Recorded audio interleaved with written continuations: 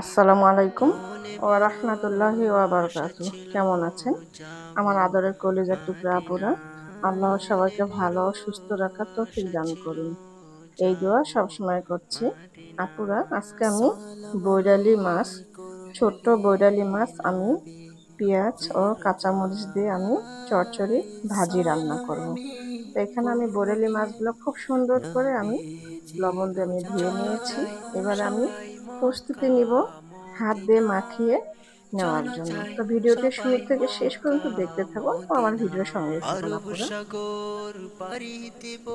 আমি ছোট কড়াইয়ের মধ্যে কাঁচামরিচ কাটা আমি নিয়েছি। এবার আমি পেঁয়াজ কাটা দিয়ে দিব। ডানাতে ভর করে আরব সাগর পাড়ি দিব, নেই পেঁয়াজ গো কাটা আমি দিয়ে দিলাম। আর এবারে তরি, আমি আলু পাখি কুচি নই কুচি করে যে রেখেছি, আমি আলু কাটা দিয়ে যাবো দিচ্ছি। এগুলো হলো ডানাতে লাল ভর বগুড়াই আলু, করে। ছোট ছোট আলু। সঙ্গে করে নাও নাও ভাই, খানি কৃপা করি সঙ্গে করে নাও নাও ভাই, এবার আমি খানি দিয়ে দিব কৃপা করি।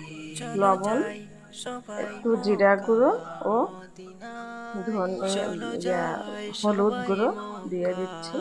মদিনা, মক্কা দিয়ে দিব মদিনায়। সরিষার তেল।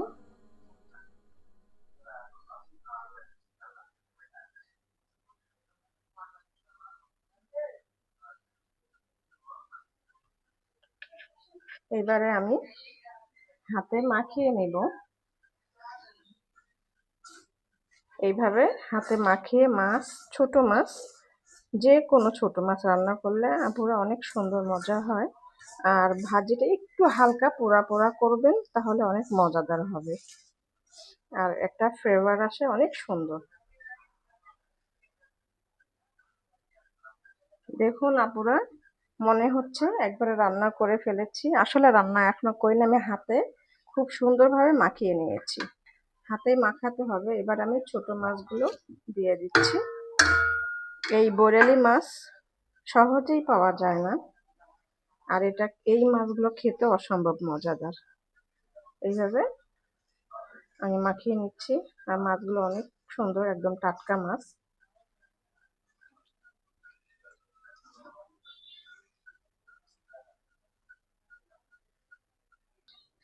তো আপুরা, আমি মাখিয়ে নিলাম। এবারে আমি চুলাতে বসিয়ে দিব। আপুরা, চুলাতে বসিয়ে দিলাম। এবারে আমি চুলা অন করে দিব। বিসমিল্লাহির রহমানির রহিম। অন করে দিলাম। এবার আমি ঢেকে দিব।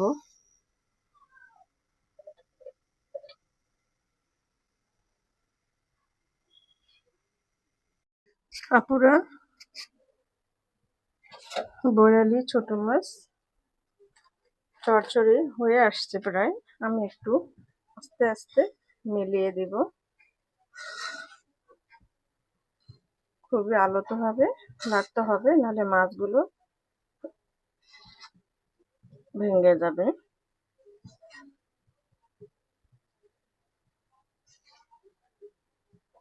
আর এই মাছ বাচ্চাদেরকে বেশি খাওয়ানোর কথা, কারণ বাচ্চাদের চোখের জ্যোতি, ব্রেনটির অনেক উপকারিতা। ছোট মাছ তো বাচ্চারা খেতেই চায় না, তারপরেও চেষ্টা করাতে হবে, অল্প অল্প হলেও খাওয়াইতে হবে। দেখুন আপুরা, কত সুন্দর কালার হয়ে আসছে। আর হালকা হালকা পোড়া পোড়া করে আমি এই ছোট মাছ চচ্চড়ি রান্না করে নামিয়ে নিব। আমি মিলিয়ে দিলাম। এবার আমি আরেকটু হালকা পোড়া করে নেব।